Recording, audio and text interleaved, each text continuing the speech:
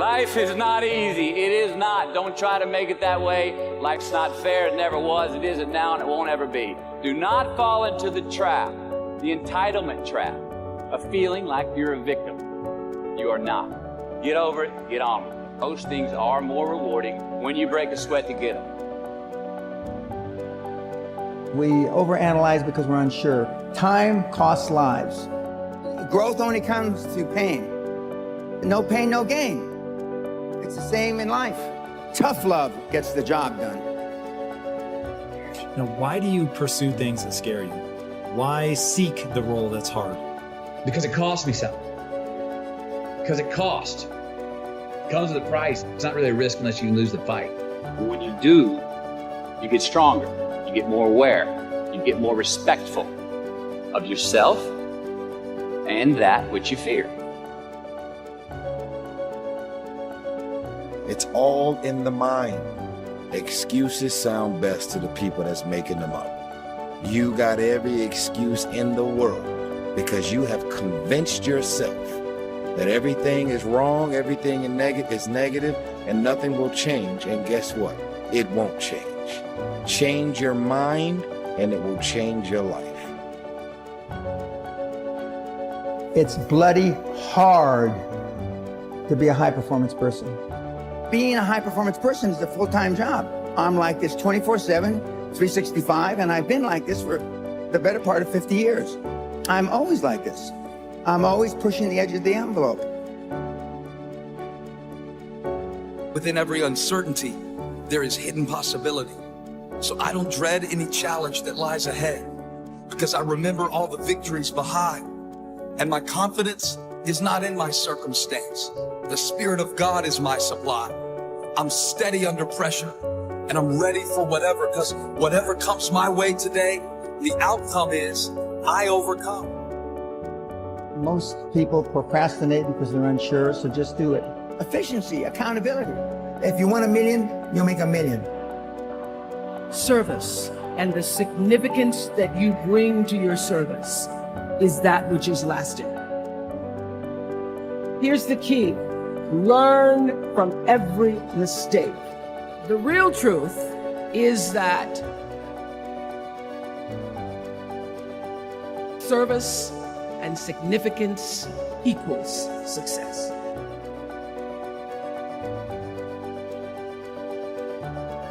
If you want to find heaven, you must go through hell.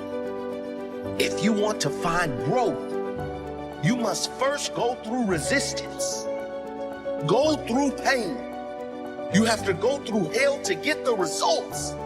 Go through hell to get to your heaven. I cannot grow without pain. I will not grow without pain. Pain is my friend.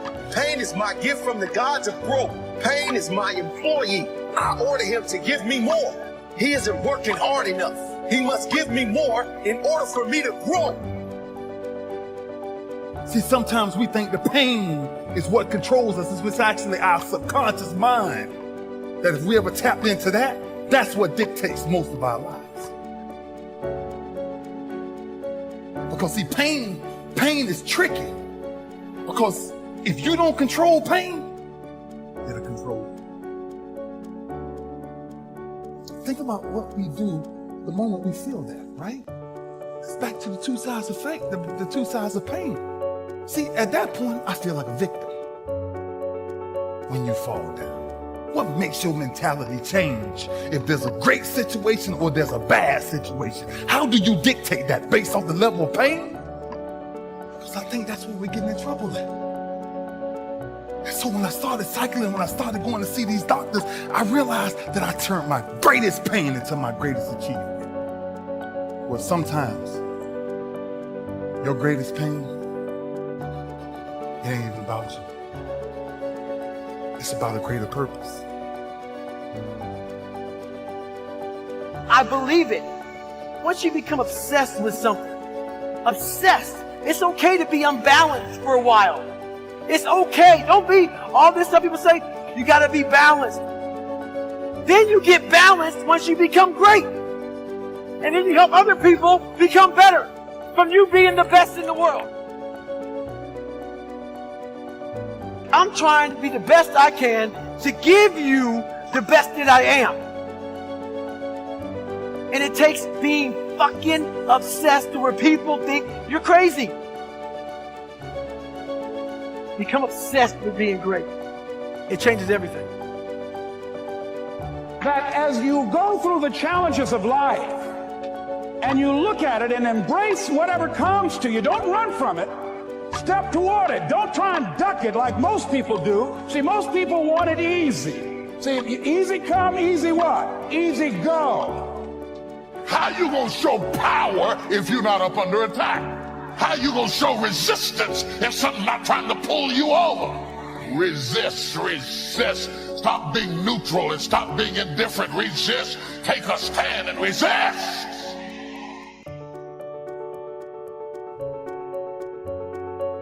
The last time I took an English class, my English teacher told me I was the weakest writer she ever met in her entire life. And the same year I took a speech class, and my speech teacher, he said, quote unquote, Ms. Nichols, I recommend you never speak in public, that you get a desk job. It was demotivated people, sad people, hurt people hurt. Sad people make other people sad. Bottom line, don't take it personal, hurt people hurt. I had to literally be willing to not only relocate my mind, but relocate my body so I can relocate my finances and relocate my possibility, relocate my son's future. I was very clear the future my son was gonna have if I didn't do something. And I was not subscribing to that, not on my watch. So I was willing to be radical. See, most people want the convenience of transformation without the inconvenience. So if you want to have a conviction for something, you have to sign up to be inconvenienced. We're trying to find convictions and passion and breakthrough on the inside of our box. Well, when you realize that the box doesn't even exist, and so when you start thinking like that, all of a sudden, everything is possible. So I disrupt people when I say, you want to make me extraordinary, because it lets you off the hook. What if you do? What if the God that we call God, the divine, whatever your faith is, what if there's no partial? It's not going to give me a hookup and not give you one. Not going to give me an opportunity and not give you one. I'm just not going to stop because I believe all things are available to us.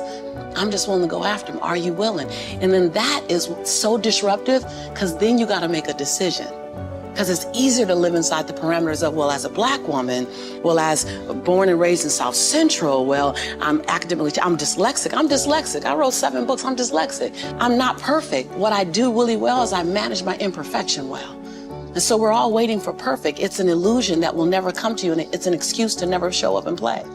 Your story is not meant to be your fortress. Your story is meant to be your fuel. This is quite a young audience, and I think the reality is the thing that I spend most of my time on is trying to get people to understand that patience is a very important variable of success, and more importantly, that I believe the far majority of people in this room do not have a great relationship with time. I am fascinated by people in this room who are stressed at the ages of 18 and 22 and 25 and 29, like they're running out of time. How many people, by show of hands, are under 30 years old? So for me, as you can imagine, when I see all those hands go up, you can put your hand down. Yeah, you're good. Okay, good. When I see all those hands go up, and I know in my mind, with the way that modern medicine and technology is going, that the far majority of this room is going to live for another 80 years, it really gets me excited/concerned when people want their business to be huge next year. The quicker you want it, the more vulnerable you are. The quicker you want it, the more vulnerable you are.